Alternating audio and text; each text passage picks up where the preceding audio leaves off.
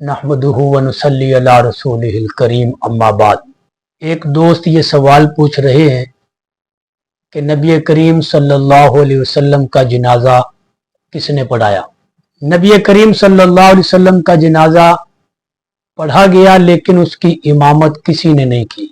10-10 सहाबा किराम की टोलियां हुजरे रसूल में, रोज़ा रसूल जो आज कहलाता है, इसमें दाखिल होते थे और वो दुरूद सलाम पढ़ते थे।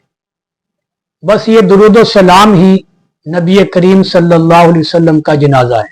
आम उम्मती के लिए तो पूरी दुआ पढ़ते हैं, अल्लाहुम्मा ग़फ़िर लिहय्यिना व मय्यितिना, कि अल्लाह हमारे जिंदों को, मुर्दों को, जो यहाँ मौजूद हैं उनको, जो गैब हैं वो सबको माफ़ फरमा। सबकी मग़फ़िरत की दुआ करते हैं, लेकिन नबी के लिए मग़फ़िरत की दुआ कौन करे, वो तो बख्शे बख्शाएं। इसलिए नबी करीम सल्लल्लाहु अलैहि वसल्लम की नमाज जनाजा दुरूद सलाम के साथ पढ़ी गई, इमामत किसी ने नहीं की।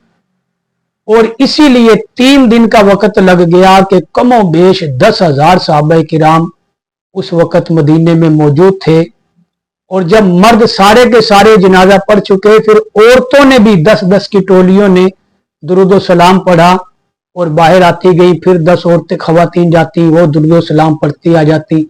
फिर जो बच्चे थे, इस अंदाज में जो है नबी करीम सल्लल्लाहु अलैहि वसल्लम का जनाजा हुआ है। अगर किसी सहरा में या पहाड़ों में से कोई नायाब चीज मिल जाए तो उसका शरई हुक्म क्या है। देखें, कोई चीज भी गिरी पड़ी किसी जगह से भी मिल जाए, शरई जुबान में उसको लुक्ता कहा जाता है। इसे कहते हैं गिरी पड़ी चीज। तो उसका शरई हुक्म यह है, अब उसके मालिक का तो पता नहीं है कि मालिक कौन है। वो चाहे शहरी आबादी में गिरी हुई मिले, चाहे जंगल में, सहरा में या पहाड़ों में गिरी हुई मिले, अब मालिक का पता नहीं है। तो उस चीज को जो गिरी हुई मिली है और वो इतनी कीमती चीज है कि जिसको आम माशरे के अंदर वाकई कीमती समझा जाता है। ये नहीं कि तो 5 रुपए गिरे हुए हैं तो उस 5 रुपए के लिए जो है वो अब मारा मारा फिरे, उसके मालिक को तलाश करे, चाहे वो अपनी 500 की दिहाड़ी तोड़ ले। तो इसलिए कि उसकी कोई कीमत हो, उसकी कोई हैसियत हो, जो चीज उसको मिली है, कोई 8-10 हजार जो है उसकी कीमत बनती हो, तो उसके लिए शरई हुक्म यह है कि वो पूरे 1 साल उसके मालिक की तलाश में ऐलान करे मुख्तलिफ मकामात पर कि भाई मुझे एक चीज मिली है। उसकी निशानियां न बताए बल्कि मुबहम रखे कि एक चीज मुझे मिली है, अगर किसी की हो तो वो मुझे निशानियां बताकर मुझसे ले सकता है। मुख्तलिफ जगहों पर लोगों को बता दे कि भाई अगर कोई आपसे पूछे तो मेरे पास एक चीज है, वो ऐसी है, उसकी निशानियां अगर किसी के पास हो, जिसकी वो हो, वो बताए, वो मुझसे ले सकता है। 1 साल तक ये ऐलान करेगा। और अगर 1 साल के अंदर अंदर उसका मालिक आ गया, उसने निशानियां सही बता दी कि मेरी फलां चीज है और ये उसकी निशानियां हैं, तो वो उसके सुपुर्द करे। और अगर 1 साल के ऐलान के बावजूद भी मालिक नहीं मिलता, फिर हुक्म यह है कि अब वो उसको अपनी मलकियत में नहीं रख सकता बल्कि उसे सदका कर दे। अब वो सदका कर दे, अपनी मलकियत में नहीं रखनी, और सदका भी करेगा उसकी नियत करके कि अल्लाह ये जिसका भी गिरी हुई चीज है, इसका सवाब उसी को मिले जिसकी ये है, ये मैं सदका करने लगा। तो ये हुक्म है। और अगर इसके सदका करने के बाद असल मालिक आ गया, ये सदका कर चुका है 1 साल के बाद, तो अब हुक्म क्या है। तो अब हुक्म यह है शरीयत का कि अब ये उस चीज की कीमत उस मालिक को देगा, उसको देनी पड़ेगी। और जो इसने वो सदका किया है, उस सदके का सवाब जो है वो इसकी तरफ आ जाएगा, वो सवाब इसको मिल जाएगा। कोई शख्स किस्तों पर एक चीज लेता है और फिर उसे आगे नकद बेच देता है, इसके लिए शरई हुक्म क्या है। देखिए, शरई तौर पर तो ये जायज है जबकि वो पिछले जिससे किस्तों पर लिए उसकी किस्तें बाकायदगी से अदा करता रहे। क्योंकि जो किस्तों पर चीज ली जाती है उसके अंदर ये बात तय होती है कि भाई ये आपको पहली किस्त में ही जो है ये आपकी मलकियत में दे दी जाएगी ये चीज। और वो चीज उसके सुपुर्द करी जाती है, उसकी कस्टडी में आ जाती है, उसके कब्जे में आ जाती है। अब वो उसका मालिक बन गया, वो किस्तों में अब उसकी रकम कीमत जो है वो अदा कर रहा है। अब क्योंकि ये मालिक तो बन चुका है, इसके कब्जे में वो आ चुकी है, अब ये आगे नकदों में बेच देता है, तो वो जो किस्तों पर ली हुई चीज है वो एक अलग सौदा है और वो किस्तों का है, और ये जो उसने आगे नकद बेची है ये दूसरा सौदा है। ये दोनों जायज हैं, लेकिन पहली किस्तों को अदा करना इसकी जिम्मेदारी है, इसका फर्ज है, और अगर ये अदा नहीं करेगा तो फिर गुनाहगार भी होगा और उस किस्त लेने वाले को ये हक हासिल है कि वो उसके खिलाफ कानूनी चाराजोई भी कर सकता है। मर्द के लिए मॉडलिंग करना कैसा है? देखें, अदाकारी जो है एक तो वैसे शरई तौर पर यह रियाकारी बन जाती है, गैर मुनासिब है, लेकिन अगर कोई मजबूरी में करनी पड़ जाए तो फिर मर्दों के लिए तो शरीयत ने कुछ ना कुछ रियायत रखी है कि वो अदाकारी कर सकते हैं, लेकिन उसके लिए भी कुछ शराइत हैं कि गैर महरम औरत ना हो। क्यों? मर्द अकेले में भी वैसे वो अपने हाथ पांव को हिलाना चाहे तो हिला सकता है, अदाकारी कर सकता है, तो इसकी मिसाल भी ऐसी होगी। लेकिन औरतों के लिए अदाकारी करना ये तो बिल्कुल ममनू और हराम है, क्योंकि उनकी अदाकारी जो है वो गैर मर्द भी देखेंगे, तो उसकी इजाजत नहीं है। तो अगर मर्द करना चाहें तो गैर महरम औरतों के अलावा गुंजाइश शरीयत ने रखी है। क्या कोई ऐसी औरत जो बच्चा पैदा करने के काबिल ना हो तो उसकी भी शादी करवा देनी चाहिए?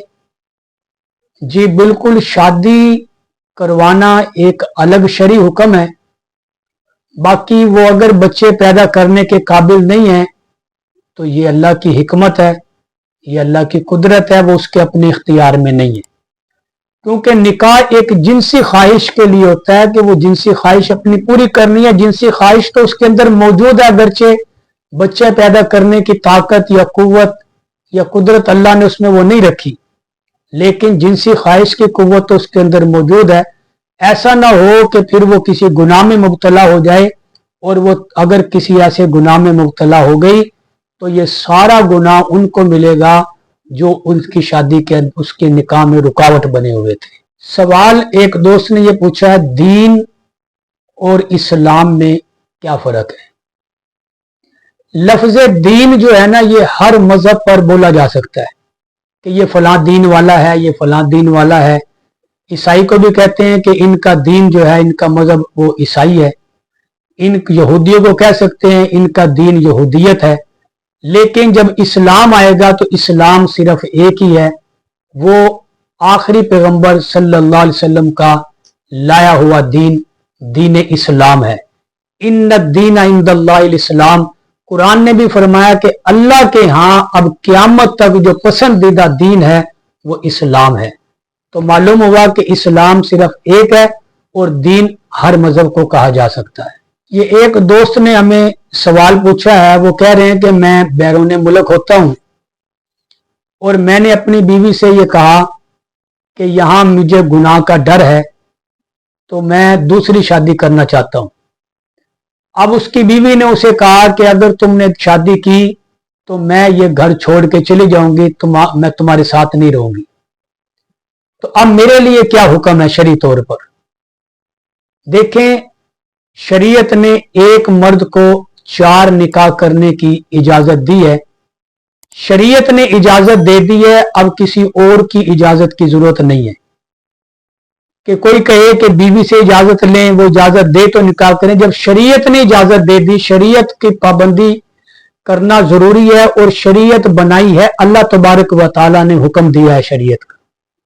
तो जब अल्लाह ने इजाजत दी, शरीयत ने इजाजत दी, तो अब अल्लाह की इजाजत पर किसी और की इजाजत की जरूरत नहीं है। अगर बीवी नाराज होती है तो अपने आप को गुनाह से बचाना जरूरी है। बीवी नाराज होती है तो हो जाए, क्यों? अल्लाह के पाक पैगंबर सल्लल्लाहु अलैहि वसल्लम ने फरमाया, ला ताअत लिमखलूकिन फी मासियतिल खालिक, कि अल्लाह की मखलूक की इताअत में अल्लाह की नाफरमानी ना की जाए। कि बीवी को राजी करने के लिए अल्लाह की नाफरमानी कर बैठो, गुनाह कर बैठो, तो ये बहुत बड़ा गुनाह है। अगर वो नाराज होती है, घर छोड़ती है, छोड़ जाए, लेकिन अपने आप को गुनाह से बचाने के लिए वो निकाह कर ले। और अगर निकाह नहीं करता तो फिर नौकरी छोड़ दे, फिर वापस आ जाए, बीवी को बसाए, फिर दुनिया छोड़ दे। लालच एक ही है, या गुनाह से बचा ले अपने आप को, या लालच कम करके वो अपनी वापस आ जाए अपने मुल्क के अंदर और अपने घर को जो है वो आबाद करो। गैर बिरादरी में रिश्ता करना कैसा है जी? इसमें कोई हर्ज नहीं है, क्योंकि इस्लाम ने ये तमाम पाबंदियां जो है ना ख़त्म कर दी हैं। और सहाबा किराम रिज़वानुल्लाह ताला अलैहिम अजमईन जो मुख्तलिफ कबाइल से ताल्लुक़ रखते थे, जो मुख्तलिफ इलाकों से ताल्लुक़ रखते थे, कुछ गरीब भी थे, कुछ अमीर भी थे, कुछ गुलामी से आज़ाद हुए थे, तो नबी करीम सल्लल्लाहु अलैहि वसल्लम के ज़माने में भी आपस में उन्होंने रिश्ते किए। किसी ने अपनी बहन का रिश्ता दे दिया, किसी ने बेटी का रिश्ता दे दिया। और ये जो मुवाखात का रिश्ता, भाईचारे का रिश्ता मदीने में कायम किया आपने, कि मुहाजिरीन को अंसार ने अपनी बच्चियों के रिश्ते दिए। अगर किसी की 2 बीवियां थी, एक को तलाक दी, इद्दत पूरी होने के बाद फिर अपने मुहाजिर भाई को जो है वो रिश्ता दे दिया, तो कोई हरज की बात नहीं है। गैर बिरादरी में रिश्ता किया जा सकता है, शरीयत ने इसकी इजाजत रखी है।